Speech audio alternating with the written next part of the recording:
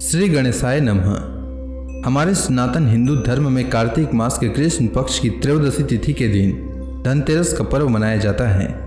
इस दिन माता लक्ष्मी, भगवान गणेश, भगवान धन्वंतरी और कुबेर भगवान की पूजा की जाती है।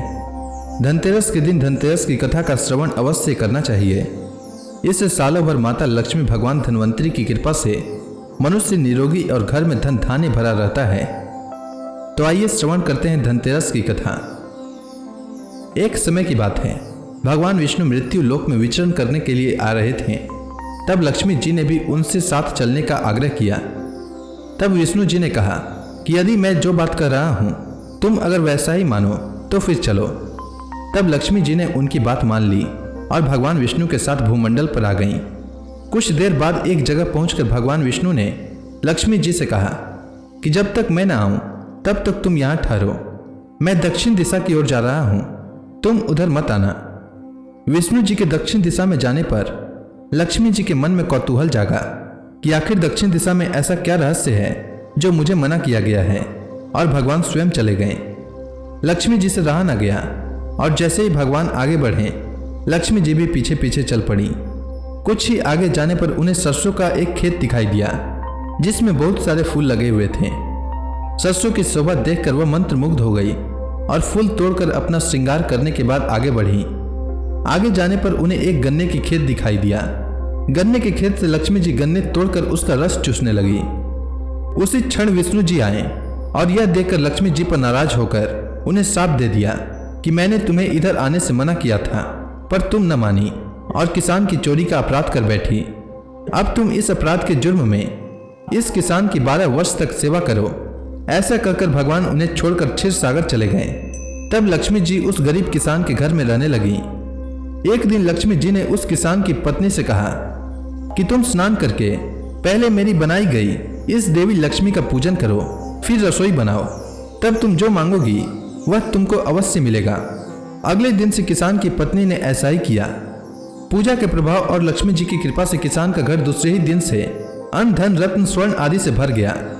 माँ लक्ष्मी ने किसान को धन धान्य से पूर्ण कर दिया। किसान के 12 वर्ष बड़े आनंद से कट गए।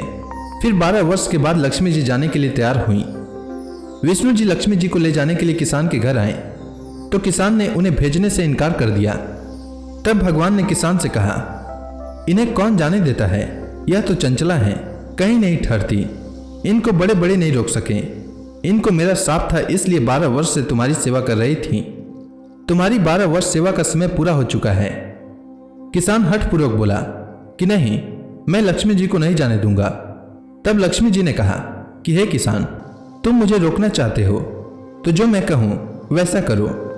कल धनतेरस है, तुम कल घर को लीप पोत कर स्वच्छ करना, रात्रि में घी का दीपक जलाकर रखना और सायंकाल मेरा पूजन करना, और एक तांबे के कलश में रुपए भरकर मेरे लिए रखना। मैं उस कलश में निवास करूंगी, किंतु पूजा के समय मैं तुम्हें दिखाई नहीं दूंगी।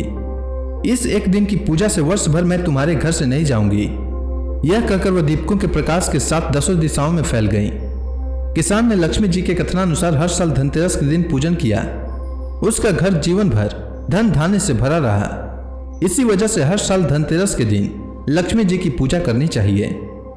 धनतेरस की शाम घर के बाहर मुख्य द्वार पर और आंगन में दीप जलाने की परंपरा है। इसके पीछे भी एक लोक कथा है। कथा के अनुसार किसी समय में एक राजा थे जिनका नाम हेम था। देव कृपा से उन्हें पुत्र रत्न की प्राप्ति हुई। ज्योतिषियों ने जब बालक की कुंडली बनाई तो पता चला कि बालक का विवाह जिस दिन होगा उससे ठीक 4 दिन के बाद वह मृत्यु को प्राप्त होगा। राजा इस बात को जानकर बहुत दुखी हुआ और राजकुमार को ऐसी जगह पर भेज दिया जहां किसी स्त्री की परछाई भी न पड़े। देव योग से एक दिन एक राजकुमारी उधर से गुजरी और दोनों एक दूसरे को देखकर मोहित हो गए और उन्होंने गंधर्व विवाह कर लिया।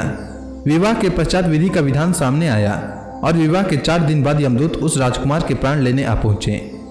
जब यमदूत राजकुमार का प्राण ले जा रहे थे उस वक्त नवविवाहिता उसकी पत्नी का विलाप सुनकर उनका हृदय भी द्रवित हो उठा, परंतु विधि के अनुसार उन्हें अपना कार्य करना पड़ा। तब यमराज से एक यमदूत ने विनम्रतापूर्वक पूछा, हे यमराज, क्या कोई ऐसा उपाय नहीं है जिससे मनुष्य अकाल मृत्यु से मुक्त हो जाए? तब दूत के इस प्रकार के प्रश्न सुनकर यमराज ने कहा, हे दूत, अकाल मृत्यु तो कर्म की गति है। इससे मुक्ति का एक आसान तरीका मैं तुम्हें बताता हूँ, सुनो। कार्तिक कृष्ण पक्ष की त्रयोदशी की रात जो प्राणी मेरे नाम से पूजन करके दीपक दक्षिण दिशा की ओर भेंट करता है उसे अकाल मृत्यु का भय नहीं रहता है। यही कारण है कि धनतेरस के दिन घर के बाहर दक्षिण दिशा की ओर दीप जलाकर रखते हैं। धनतेरस के दिन भगवान धन्वंतरी प्रकट हुए थे। भगवान धन्वंतरी जब प्रकट हुए थे तो उनके हाथों में अमृत से भरा कलश था। भगवान धन्वंतरी कार्तिक मास के कृष्ण पक्ष की त्रयोदशी तिथि को कलश लेकर ही समुद्र से प्रकट हुए थे। इसलिए ही धनतेरस के दिन धातु के बर्तन आदि खरीदने की परंपरा है। इस दिन खरीदारी करने से उसमें 13 गुना वृद्धि होती है और घर में धन धान्य हमेशा भरा रहता है। तो यह थी धनतेरस की कथा। उम्मीद है आपको यह कथा अच्छी लगी होगी। तो प्रेम से बोलिए लक्ष्मी माता की जय, भगवान धन्वंतरी की जय।